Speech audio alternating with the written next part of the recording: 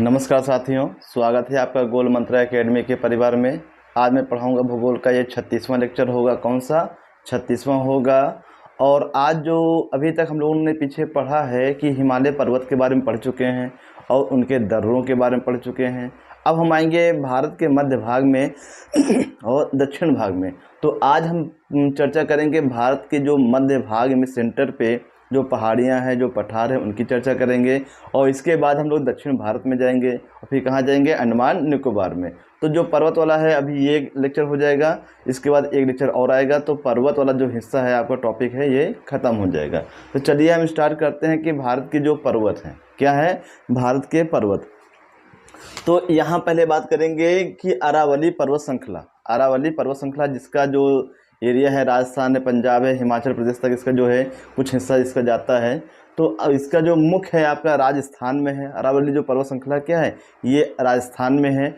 और यहाँ से ये पूछा जाता है कि विश्व की सबसे प्राचीन पर्वत श्रृंखला कौन सी है। तो आपको याद रखना है कि अरावली पर्वत। तो विश्व की सबसे प्राचीन पर्वत श्रृंखला ये किसकी है, ये आपकी है अरावली पर्वत की। किसकी है, अरावली पर्वत। तो ये आपकी क्या सबसे प्राचीन पर्वत श्रृंखला है। और इसका जो निर्माण है प्री कैम्ब्रियन कल्प में हो गया था ना। तो प्री कैम्ब्रियन कल्प में इसका क्या निर्माण हो गया है, लगभग 570 करोड़ वर्ष पहले। कितना वर्ष पहले, 570 करोड़ वर्ष पहले अरावली पर्वत का निर्माण हो चुका था। और ये विश्व की सबसे प्राचीन पर्वत श्रृंखला है। और ये क्या लिखा है, विश्व की सबसे प्राचीन। ये विश्व में है, भारत में तो है ही, भारत के साथ साथ ये विश्व में भी क्या है, सबसे प्राचीन पर्वत श्रृंखला है। अब देखेंगे हम लोग लूनी नदी का उद्गम कहाँ से होता है, तो अरावली पर्वत से होता है। लूनी नदी का उद्गम जो है ये अरावली पर्वत से ही होता है। ये चीज़ आपको याद रखना है। और लूनी नदी ऐसी नदी है जो राजस्थान में जैसलमेर में ये रेगिस्तान से होते हुए क्या है, ये गुजरात के कच्छ के रण में क्या है, उसमें ही पहले विलीन हो जाती है और सागर में नहीं मिल पाती है। तो ये भी पूछा जाता है कि भारत की ऐसी कौन सी नदी है जो अंतःस्थलीय है। क्या है, अंतःस्थलीय है, मतलब कि स्थल में ही क्या है वो समाप्त हो जाती है। ये कच्छ के रण में क्या है, ये समाप्त हो जाती है। कहने मतलब वहाँ पे नदी का अस्तित्व खत्म हो जाता है। इसीलिए क्या कच्छ के रण में क्या है, आपकी जो दलदली मिट्टी है, आर्द्र भूमि है। आगे हम देखेंगे गुरु शिखर। तो गुरु शिखर क्या है, अरावली पर्वत की सबसे ऊंची चोटी का नाम है गुरु शिखर। क्या है आपका, गुरु शिखर। पूछेगा कि अरावली पर्वत की सबसे ऊंची चोटी क्या है, तो आपको बताना है ये गुरु शिखर। क्या है आपकी, गुरु शिखर। इसके बाद हम बात करेंगे कुंभलगढ़। तो कुंभल जो गढ़ है ये भी किस पर्वत की चोटी है, अरावली पर्वत की है। किसकी है, अरावली पर्वत की। अब हम देखेंगे ये माउंट आबू। तो माउंट आबू में थोड़ा हम इधर बताएंगे कि माउंट जो आबू है तो ये भी आपका अरावली पर्वत का हिस्सा है जो कि राजस्थान में है। और माउंट आबू पर ही दिलवाड़ा का जैन मंदिर है। क्या है आपका, दिलवाड़ा का जैन मंदिर। तो ये चीज़ आपको याद रखना है कि दिलवाड़ा का जैन मंदिर कहाँ पे है, माउंट आबू पे है। और माउंट आबू जो किसका हिस्सा है, ये अरावली पर्वत का हिस्सा है। अब यहाँ से 2 पॉइंट और बनेंगे कि जो दिलवाड़ा का जैन मंदिर किसने बनवाया है, तो आपको याद रखना है भीम प्रथम। क्या है आपका, भीम प्रथम। तो भीम प्रथम जो गुजरात के एक शासक होते हैं, इनका एक सामंत होता है। क्या होता है, सामंत। और सामंत का नाम होता है बिमल शाह। क्या नाम होता है, बिमल शाह। तो आपको याद रखना है कि गुजरात के एक शासक होते हैं भीम प्रथम और उनका एक सामंत होता है बिमल शाह। कौन है, ये आपका सामंत है। ये सामंत होता है और ये दिलवाड़ा के जैन मंदिर का क्या करता है, निर्माण करवाता है। और ये कहाँ पे है, माउंट आबू पे है। इसको भी आपको याद रखना है। तो ये आपका हो गया अरावली पर्वत से जितने भी क्वेश्चन आपके बनते हैं। आगे हम देखेंगे मेवाड़ का पठार। क्या है आपका, मेवाड़ का पठार। तो मेवाड़ का जो पठार है इसका जो विस्तार है राजस्थान और मध्य प्रदेश में है। और इस पठार में कपासी मिट्टी यानी कि काली मिट्टी जो है अधिकांश मात्रा में पाई जाती है। तो मेवाड़ के पठार में काली मिट्टी जो है इसका अधिकांश एरिया पाया जाता है। इसलिए इस एरिया में क्या है, कपास की खेती की जाती है। और एक ही और देखना है कि मेवाड़ का जो पठार है ये जो है अरावली पर्वत और मालवा के पठार को क्या है ये अलग करते हैं। मालवा का पठार और अरावली पर्वत को ये अलग करती है कौन, मेवाड़ का पठार। अभी इनको हम क्या कहते हैं मैप बनाकर आपको उसको समझा देंगे तो और भी अच्छे से ये समझ में आ जाएगा कि किस प्रकार से मेवाड़ का पठार जो है अरावली पर्वत को मालवा के पठार से अलग करता है। तो ऐसे भी पढ़िएगा और मैप से भी पढ़िएगा तो बहुत ही अच्छे से आपको याद हो जाएगा। आगे हम देखेंगे गुजरात की जो प्रमुख पहाड़ियां हैं, तो यहाँ से ये पूछेगा ये उत्तर से दक्षिण है, ये क्या है आपका उत्तर से दक्षिण। तो उत्तर से जो दक्षिण में गुजरात की जो पहाड़ियां हैं आपको याद रखना है कच्छ, मांडो, बरदा। आपको दो स्टेप में याद करना है, कच्छ, मांडो, बरदा, कच्छ, मांडो, बरदा, इतना याद हो गया। अब इसके बाद 2 पॉइंट और याद रखना है, गिरनार, गिर, गिरनार, गिर। तो दो स्टेप में याद रखिए कि कच्छ, मांडो, बरदा, फिर है गिरनार, गिर।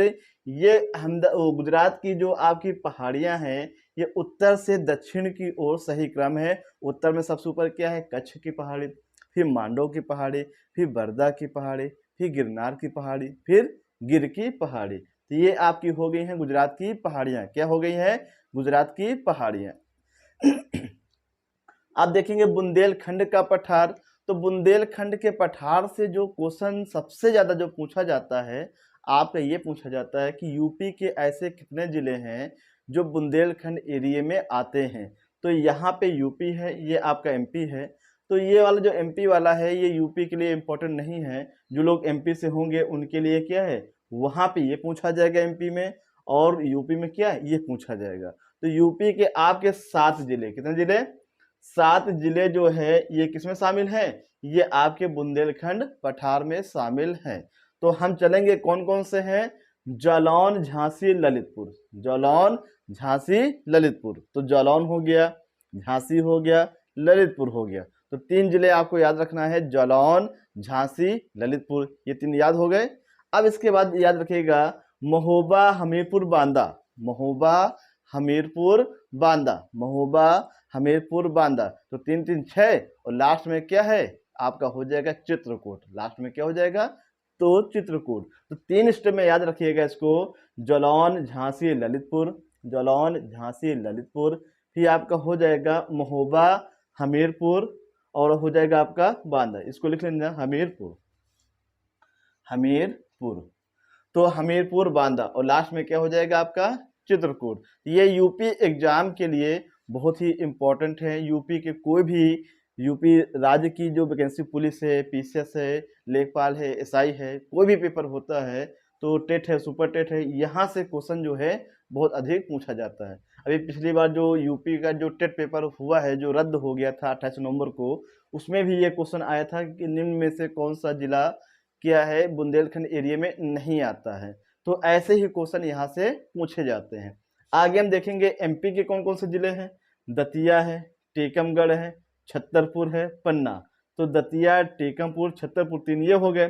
फिर पन्ना, दमोह, सागर, पन्ना, दमोह, सागर। फिर आपका लास्ट में क्या है विदिशा। क्या है आपका विदिशा। तो ये आपके हो गए बुंदेलखंड के पठार। बुंदेलखंड के क्या है पठार, ये यूपी के जिले हैं, और क्या है ये आपके एमपी के जिले हैं।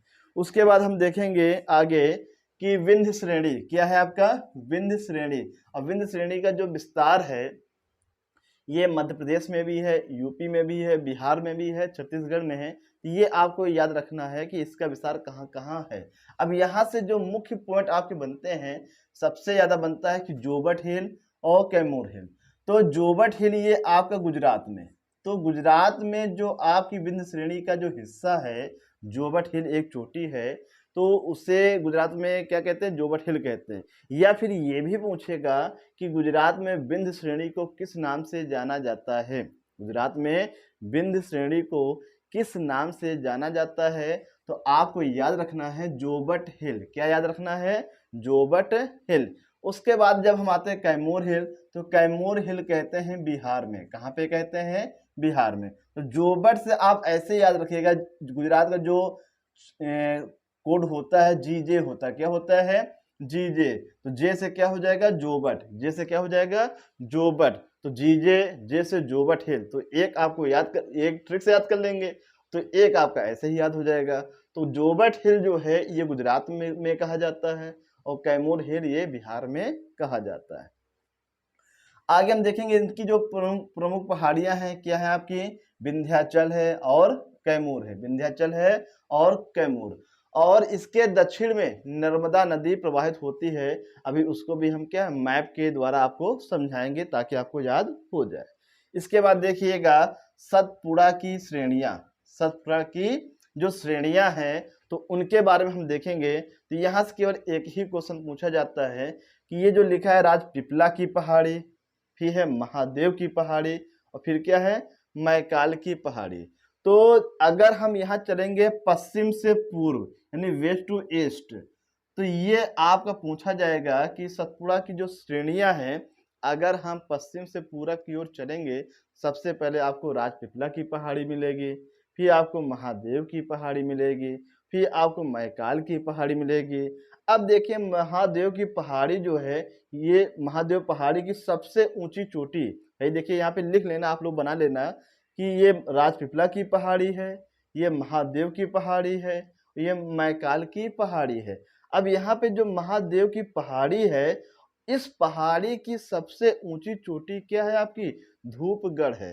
क्या है आपकी, धूपगढ़ है। और मैकाल पहाड़ी की सबसे ऊंची चोटी क्या है, अमरकंटक है। क्या है आपका, अमरकंटक है। ये चीज आपको याद रखना है कि महादेव की सबसे ऊंची चोटी धूपगढ़, मैकाल पहाड़ी की सबसे ऊंची चोटी अमरकंटक। अगर आपसे ये पूछ ले कि सतपुड़ा श्रेणी की सबसे ऊंची चोटी का नाम क्या है, तो आपको याद रखना है धूपगढ़। और ये कई पेपर में आ चुका है क्या कि सतपुड़ा की जो पहाड़ियां हैं, श्रेणियां हैं, इनकी सबसे ऊंची चोटी का नाम क्या है, तो आपको याद रखना है धूपगढ़। और धूपगढ़ ये सतपुड़ा की सबसे ऊंची चोटियां हैं। और सतपुड़ा को 3 भाग में बांटा गया, राजपीपला की पहाड़ियां, महादेव की पहाड़ियां और मैकाल की पहाड़ियां। अब आगे हम लोग पढ़ेंगे कि जो अमरकंटक है, तो अमरकंटक से 2 नदियां आपकी निकलती है। एक आपकी निकलती है सोन नदी, क्या निकलती है, सोन नदी, जो कि उत्तर पूर्व की ओर बहते हुए चली जाती है। और एक नर्मदा निकलती है जो पश्चिम दिशा की ओर चली जाती है, खंभात की खाड़ी में गिर जाती है और क्या है आपका डेल्टा का निर्माण नहीं करती। क्वेश्चन आता है कि नर्मदा और ताप्ती नदियां ये क्या है, डेल्टा का निर्माण न करके ज्वार नदमुख का निर्माण करती हैं। और ज्वार नदमुख को अंग्रेजी में एस्चुरी कहते हैं। तो ये 2 नर्मदा और सोन नदियां जो हैं ये कहाँ से निकली हैं, ये अमरकंटक से निकली हैं। कहाँ से, अमरकंटक से निकली हैं। उसके बाद हम देखेंगे कि छोटा नागपुर पठार, छोटा नागपुर पठार। तो जो छोटा नागपुर पठार है ये कोयले भंडार के लिए क्या है, सबसे ज्यादा यहाँ पे कोयले के भंडार पाए जाते हैं। कहाँ पे, ये आपका कहाँ पे, छोटा नागपुर पठार। अब छोटा नागपुर जो पठार है ये एक कोई पठार नहीं है, यहाँ पे क्या हजारीबाग की पहाड़ियां हैं, राजमहल की पहाड़ियां हैं, रांची का पठार है। और तीनों के सम्मिलित रूप को क्या कहते हैं, ये कहते हैं छोटा नागपुर पठार। जिसको हम ऐसे भी बता सकते हैं कि अगर हम फिगर के माध्यम से देखेंगे, जैसे हम ये एक फिगर बनाते हैं तो ऐसे याद रखिएगा। तो यहाँ पे आपका हो जाएगा रांची का पठार। क्या हो जाएगा, रांची का पठार। ये चीज आपको याद रखना, रांची का पठार हो जाएगा। और फिर आपका हो जाएगा हजारीबाग। क्या हो जाएगा, हजारीबाग। फिर आपका हो जाएगा राजमहल, है ना। ये चीज याद रखिएगा। और इन तीनों के सम्मिलित रूप को क्या कहते हैं, छोटा नागपुर पठार, छोटा नागपुर पठार। तो ये चीजें आपको याद रखना है। और यहाँ से स्वर्ण रेखा नदी और आपकी दामोदर नदी निकलती है, ये भी आपको याद रखना है। तो ये चीजें आपको याद रखना है कि दामोदर नदी और आपकी है स्वर्ण रेखा नदी। कौन सी नदी, स्वर्ण रेखा नदी। तो 2 नदियां आपको याद रखना है, कहाँ से निकलती हैं, ये आपकी निकलती है छोटा नागपुर पठार से निकलती हैं। और स्वर्ण रेखा नदी क्या बनाती है, हुंडरू जलप्रपात। क्वेश्चन आएगा कि हुंडरू जो जलप्रपात है ये किस नदी पे है, तो आपको याद रखना है स्वर्ण रेखा नदी। किस नदी पे है, स्वर्ण रेखा नदी। और ये जो स्वर्णरेखा नदी कहाँ गिरती है, ये बंगाल की खाड़ी में गिरती है, जबकि दामोदर नदी गंगा की जो वितरिका है हुगली, तो हुगली नदी में क्या है, ये दामोदर नदी मिल जाती है, किससे, ये हुगली नदी में। तो दो चीजें आपको याद रखना है कि दामोदर नदी और स्वर्णरेखा नदी ये छोटा नागपुर पठार से निकलती है, और स्वर्णरेखा नदी जो है हुंडरू जलप्रपात बनाती है, क्या बनाती है, हुंडरू जलप्रपात। और ये जो है हजारीबाग और रांची पठार को अलग करने का कार्य कौन करता है, ये स्वर्ण रेखा नदी क्या करती है, स्वर्ण रेखा नदी। अब यहाँ से देखेंगे हजारीबाग की एक सबसे ऊंची चोटी है, उसका नाम है पारसनाथ हिल। क्या नाम है, पारसनाथ हिल। तो पारसनाथ जो हिल है ये सबसे ऊंची चोटी है किसकी, हजारीबाग की, किसकी है, हजारीबाग की। तो ये आपका हो गया पारसनाथ हिल। तो इन चीज़ों को आपको याद रखना है। तो इस प्रकार से ये आपका टॉपिक समाप्त होता है। अब देखिए ध्यान से देखिएगा, अभी जो इन चीज़ों को हमने ऐसे लिखा हुआ पढ़ा है, तो अब हम इनको मैप के द्वारा आपको बता रहे हैं। इसको देखने के बाद, समझने के बाद, लिखने के बाद, अगर आप एक दो बार, दो तीन बार मैथ रफ कॉपी पे मैप बनाकर प्रैक्टिस कर लेंगे, तो ये जो चीज़ें हैं आपकी क्या जीवन के लिए जीवा बीमा हो जाएगा। तो देखिएगा, अब इसको हम जो है मैप के द्वारा आपको बताने जा रहे हैं। तो ध्यान से देखिएगा कि हम इंडिया का मैप बनाएंगे तो पूरा नहीं बनाएंगे, आधा ही बनाएंगे, क्योंकि उत्तर में हमको जाना ही नहीं। क्यों, क्योंकि उत्तर में क्या है, हिमालय पर्वत है। तो हम आधा ही बना रहे हैं जिसमें हमको जितना काम है। तो ये हम इंडिया का मैप जो बना रहे हैं, ध्यान से देखिएगा। ये तो आपको पता होना चाहिए, ये जो हिस्सा है ये आपका राजस्थान है। क्या है आपका, राजस्थान। और राजस्थान में ही क्या है, अरावली पर्वत है। क्या है आपका, अरावली पर्वत। तो ये आपका हो गया है अरावली पर्वत, है ना। ये आपको याद रखना है। अब देखिएगा यहाँ पे है मेवाड़ का पठार। क्या है आपका, मेवाड़ का पठार। तो ये भी याद रखना है कि अरावली पर्वत हो गया है, ये मेवाड़ का पठार हो गया है। अब इसके बाद देखेंगे ये मालवा का पठार है। क्या है आपका, मालवा का पठार। ये अरावली पर्वत है, फिर मेवाड़ का पठार है, फिर है मालवा का पठार। अभी पीछे हम लोगों ने पढ़ा है कि जो मेवाड़ का जो पठार है ये किसको अलग करता है, ये अरावली पर्वत को अलग करता है और मालवा के पठार को अलग करता है। ये भी आपको याद रखना है, मालवा का पठार।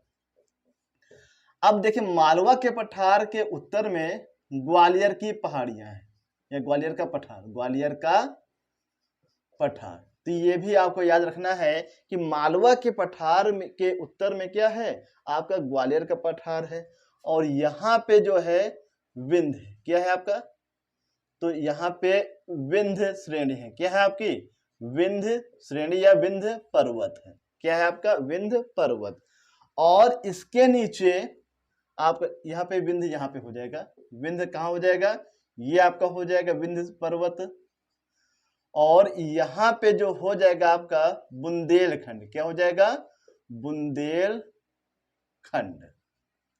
बुंदेलखंड का पठार, बुंदेलखंड का पठार।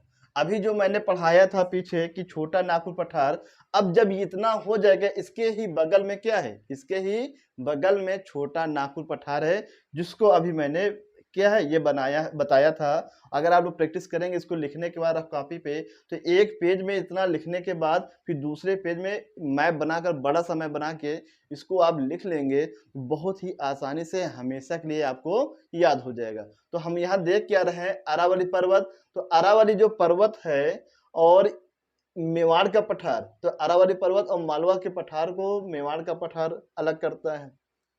फिर यहाँ देखेंगे ग्वालियर का पठार और बुंदेलखंड का पठार, ये भी क्या करता है, ये किससे अलग होते हैं, मालवा के पठार से अलग होते हैं। अब मालवा के पठार में विंध्य पर्वत है। क्या है आपके, विंध्य पर्वत। और यहाँ से भी हमने पढ़ा पीछे, यहाँ छोटा नागपुर पठार है और छोटा नागपुर पठार के पास क्या है, तो आपका एक स्थान है क्या, अमरकंटक। क्या है आपका, अमरकंटक, है ना। अभी हमने क्या पढ़ा है कि राजपीपला की पहाड़ी, महादेव की पहाड़ी और मैकाल की पहाड़ी।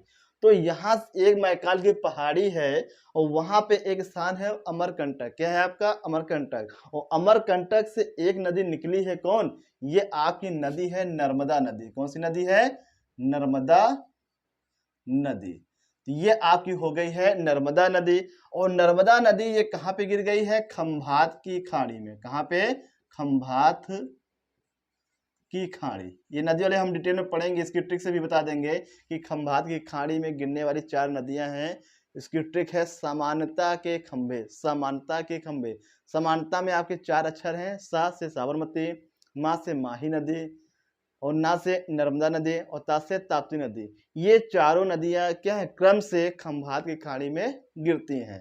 अब देखेंगे इसके बाद फिर ये आपकी नर्मदा नदी होगी। क्या होगी? ये नदी आपकी कौन सी है? ये आपकी नर्मदा नदी है। अब देखिए, तो ये आपका विंध्य पर्वत हो गया है। अब यहाँ पे हो जाएगा सतपुड़ा की पहाड़ियां। क्या हो जाएगा? सतपुड़ा की पहाड़ियां।